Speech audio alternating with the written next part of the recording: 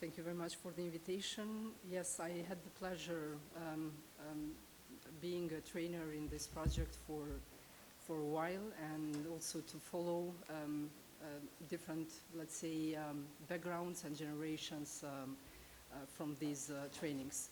From what I've observed, I mean, from different kind of trainings that we held with the project, I would list or classify three challenges, but not only, of course, but as three main that I consider as most urgent to address. The first one is the institutional capacities, I mean, lack of institutional capacities and lack of interdisciplinary expertise, in the sense that the climate issue are cross-cutting issues. So it affects the policy making, it affects science, and also it affects the ethics.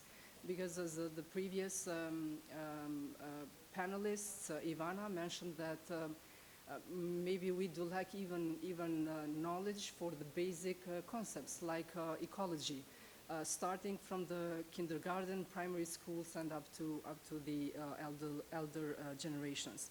And also, what the other thing what I've observed is that sometimes teachers have that kind of feeling that they lack the proper knowledge on climate issues, and also lack the proper resources to address the climate issues, and also to be involved in the climate action.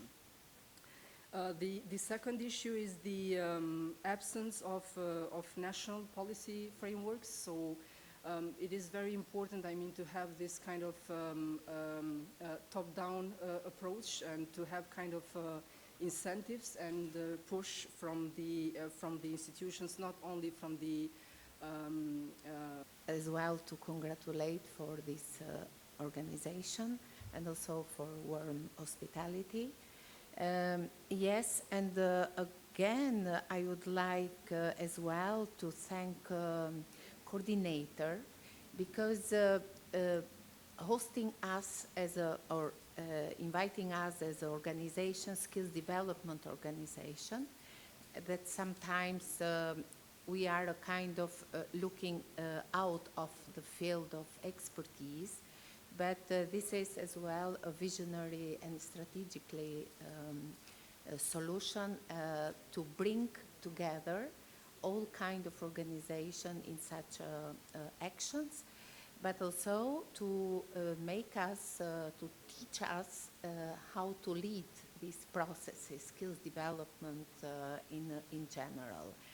And of course, we were somehow mentioning in the first panel a lot of things which were tackling education, but we have, and more or less we are all agree that, and we have to agree that climate change is not only environmental issue, but it's human, it's economic, and it's a social change.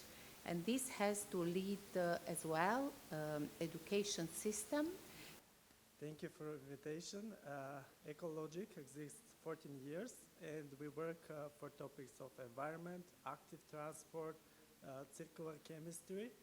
And the last projects we had about circular chemistry that really worked was that we created a digital game on circular chemistry, also board game, and we presented to schools, to rural schools, which really worked. We went to a few schools. Teachers are really interested in this. Students are more engaged. Chemistry is more popular to them. And I really liked it because I studied chemistry, and for me it was, really nice thing to see. For a change that students like chemistry for a moment. And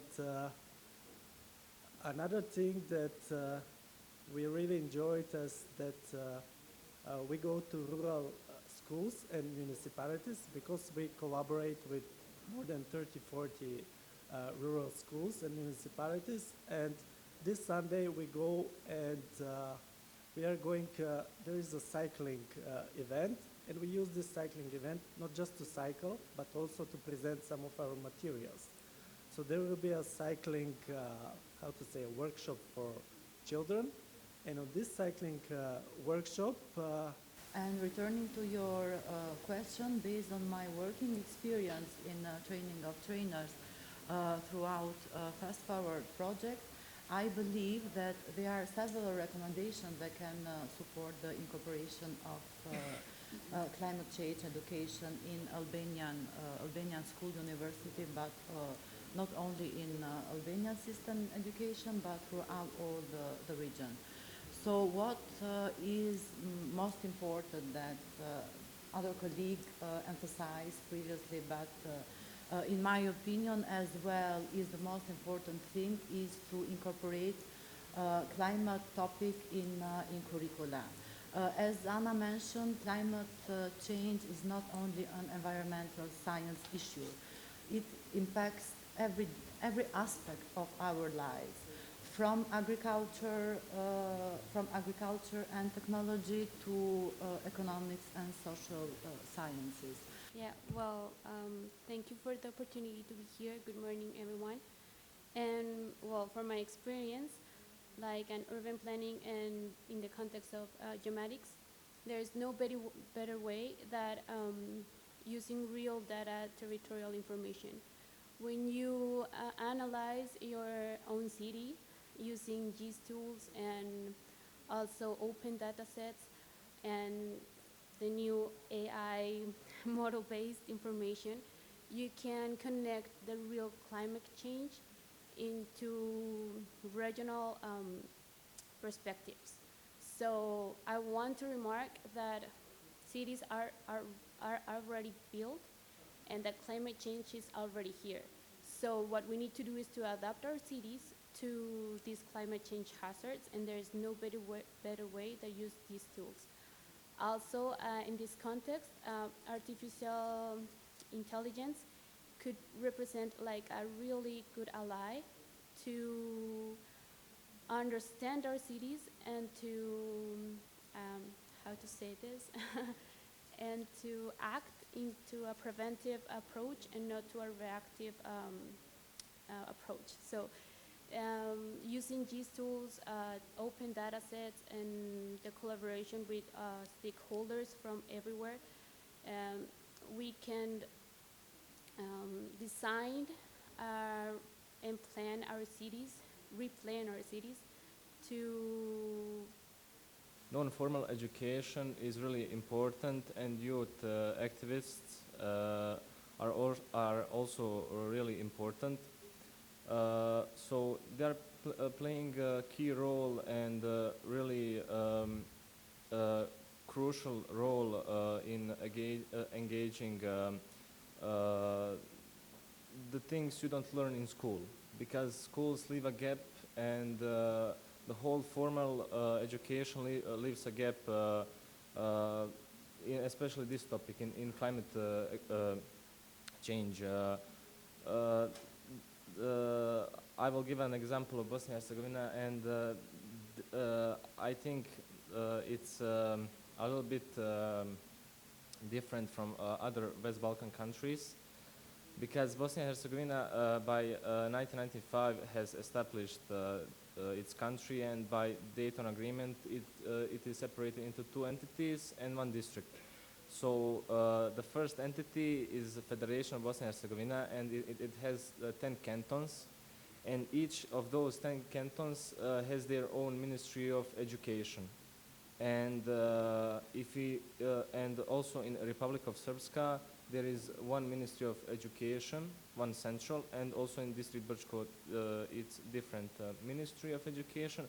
So if you want to implement climate change, or let's say, for example, ecology as a subject,